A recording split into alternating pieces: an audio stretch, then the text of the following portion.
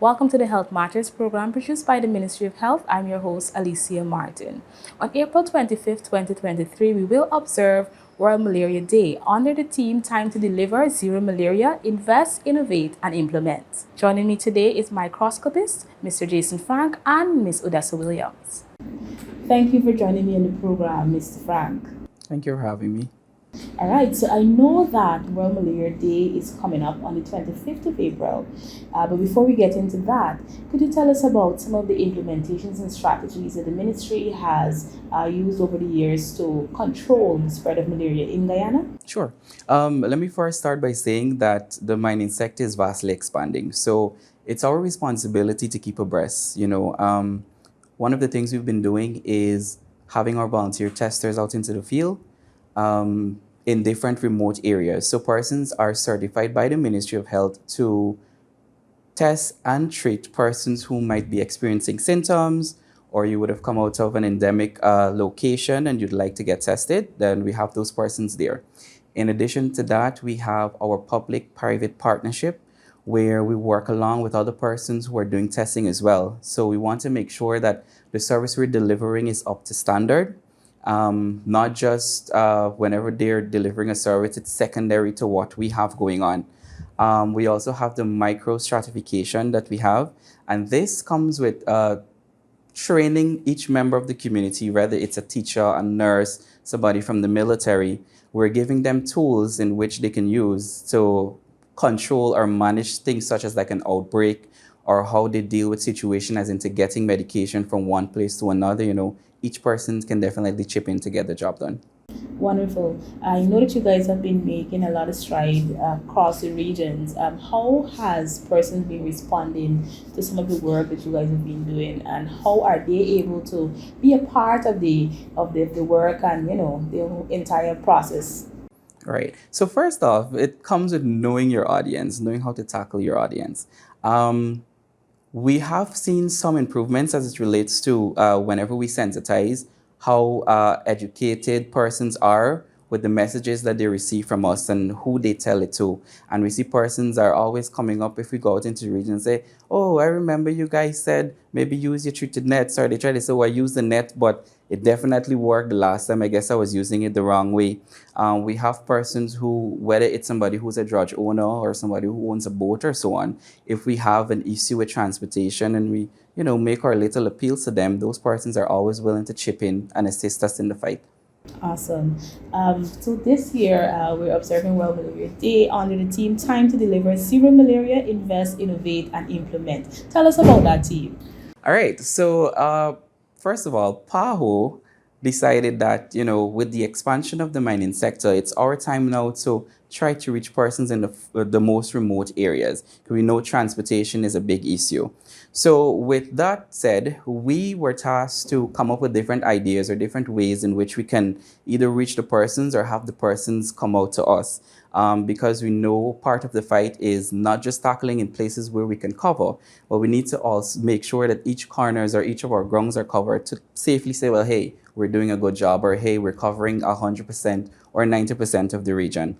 So we would have brainstormed and created a few prototypes that we'll be going into the region and test to see how it works, whether it being new messages being put across, creating new flyers, some little tokens, trying to tackle jargons in which we can use so that persons can understand what we're saying. And then based upon how that goes, then we try to build upon that and expand it throughout the country. Wonderful. What could we look forward to this year as we observe this day? What are some of the activities and plans you guys have in place? All right, so we know young people are our future, so that's our key focus area. So we'll be going into some of the schools, talking with some of the children, giving them a few games so that they can challenge themselves too, to see if they can identify things like breeding sites, what messages they're taking home to mommy or daddy. We have a radio program that we have set up as well, where we're going to try to, because most persons aren't TV people. We do have some persons who are radio listeners. So we're trying to tackle our radio listeners too, where we were doing 1 or 2 programs in Region 7, Region 8, and that helps to have persons call in. Maybe they might have questions we might answer, or they're not familiar of certain things. They can definitely reach out to us through that. And we have little health fairs set up so persons can come, receive testing and treatments if they feel that they have symptoms, maybe ask some questions and see what we have on display. When you hear she buzzing, big problems coming, big problems coming, big problems coming. Look, this little mosquito, big problems coming. I said this little mosquito, big problems coming. Look, this little mosquito, big problems coming. I said this little mosquito, big problems coming. I was lying in my bed when she come hustling. You see, it's nighttime and she got a need for feeding. Suddenly she bite me, and before I know it, she left me with a itchy feeling. Days pass, I'm back in my bed, don't know what I'm doing. Suddenly what she left me with a broke up feeling, a broke up feeling. Big problems coming, big problems coming. When you hear she buzzing, big problems coming. When you feel she biting, big problems coming. When your skin starts itching, big problems coming. And when you start scratching, big problems coming. Look, this little mosquito, big problems coming. I said this little mosquito, big problems coming. Look, this little mosquito, big problems coming. I said this little mosquito, big problems coming. So I get up to take some action. Them boys are drink the concoction, but I remember seeing this sign, malaria test that catch me eye. So I go down by the landing, free treatment all them man giving. So I decide to take the test that it say yes. When you hear she buzzing, big problems coming. When you feel she biting, big problems coming. When your skin start itching, big problems coming. And when you start scratching, big problems coming. Look, this little mosquito, big problems coming. I said this little mosquito, big problems coming. Look, this little mosquito, big problems coming. I said this little mosquito, big problems coming. Avoid wrong treatment, don't take the risk. Get the facts and show you know this. There's a difference, yes, between Vivax and falciparum. I got to know which one I got so it don't come back. The full treatment is best, or the malaria gon' only rest. If I drink the right and full treatment and sleep under my net, this little mosquito won't be a big threat. When you ready buzzing, big problems coming, big problems coming, big problems coming. When you feel she biting, big problems coming, big problems coming, big problems coming. When your skin start itching, big problems coming, big problems coming, big problems coming. And when you start scratching, big problems coming, big problems coming, big problems coming. Look, this little mosquito, big problems coming. I said this little mosquito, big problems coming. Look, this little mosquito, big problems coming. I said this little mosquito, big problems coming. Thank you for joining me, Ms. Williams. Thank you for having me here. So, for those persons who are still wondering what malaria is, or they may not have the correct information on malaria, could you tell us a little bit about what it is? Yes, so malaria is a vector-borne disease which transmits from a female Anopheles mosquito, meaning that an infected person that have malaria, this mosquito feed on the human blood during her pregnancy for her eggs. So when the mosquito bite the infected person, that mosquito get infected. So it bites human, it feed on human blood. So that is how the malaria is transmitted from mosquito to human. Okay, what are some of the signs and symptoms that a person should look for? Persons would normally experience fever, headaches, vomiting, joint pain, muscle ache, and night sweat, chills at night. Okay, and how is screening done to know whether or not you have malaria or maybe some other disease? Because I know those symptoms are very much common. So how is screening done? So the screening is done at a health facility, and we also have volunteers, testers that were trained by Vector Control, Ministry of Health. So They are certified testers that can test to see the different species, because based on the species of the malaria, they correct dose for that species. So we have falciparum, vivax, and malaria, three malaria. So there are health facility, health posts, health centers. Like if persons experiencing like the sign of malaria, they should go to the health facility to get tests by microscopy. They have microscopists like us attached to the health centers. Is it possible for someone to be infected with malaria and experience no signs and symptoms? Yes. And what can be done in that case? So they can be infected and not having any symptoms, but for some reason they do tests and they become positive. That's based on my experience. So they are the ones that you call the carrier. Their body accustomed with that. And not only with falciparum, vivax too. Therefore, they had it before and their body accustomed to it. In what communities do we experience higher levels or higher cases of malaria? Region 1, 7, 8, 9, and parts of 10.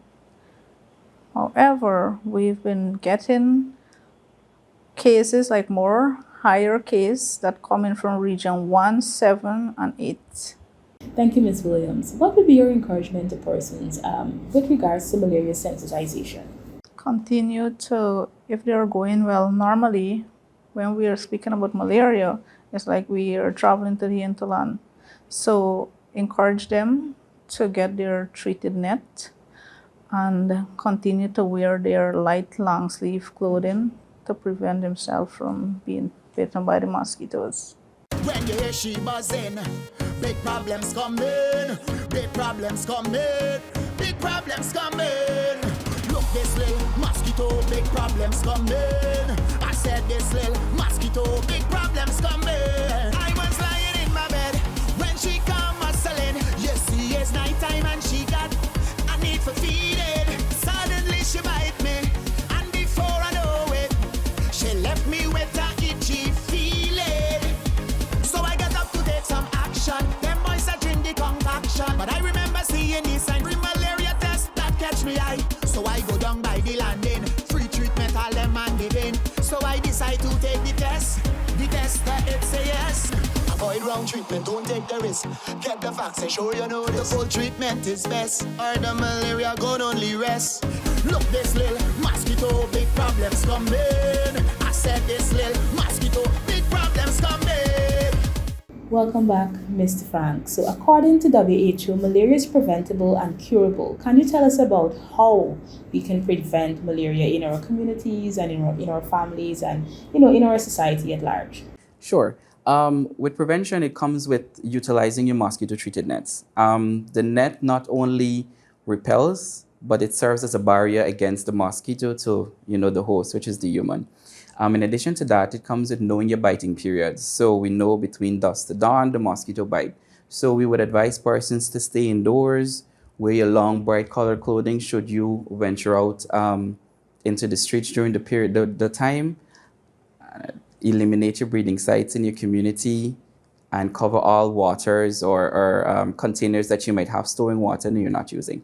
Okay, for the nets, how can persons uplift their nets? And is there any cost attached to that? Well, there are no costs, and persons can uplift the nets based upon where they're traveling into which community. We do have health sectors set up so the persons can go there to uplift the nets, providing you have a valid ID card. And just to touch on, you mentioned curable. Some of the challenges we have is persons self-medicating. That is not safe.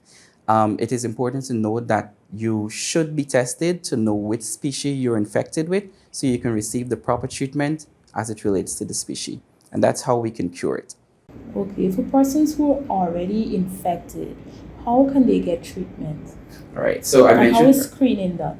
Okay, so I mentioned earlier about the volunteering testing. So these testers are trained and certified to do the rapid diagnostic test. So what they do is they prick your finger and they put the sample in the little test kit and they run it. You get your results within a 50 minutes period, and they're also certified to treat you based upon the species. Okay, one of the things that you mentioned earlier is breeding sites. Tell us about breeding sites. What are we looking for when it comes to breeding sites? All right, so breeding sites are anything holding standing water. So it could be a blocked drain, it could be the gutters running around your rooftops, it could be corks, bottles, barrels, tubs, anything holding water. As simple as a cork can breed about 30 mosquitoes in there. So it's important for us to look at the breeding sites, turn containers down that we're not using. The glass bottles, we can put them under a shed, and your drainage, keep it clean and things like that.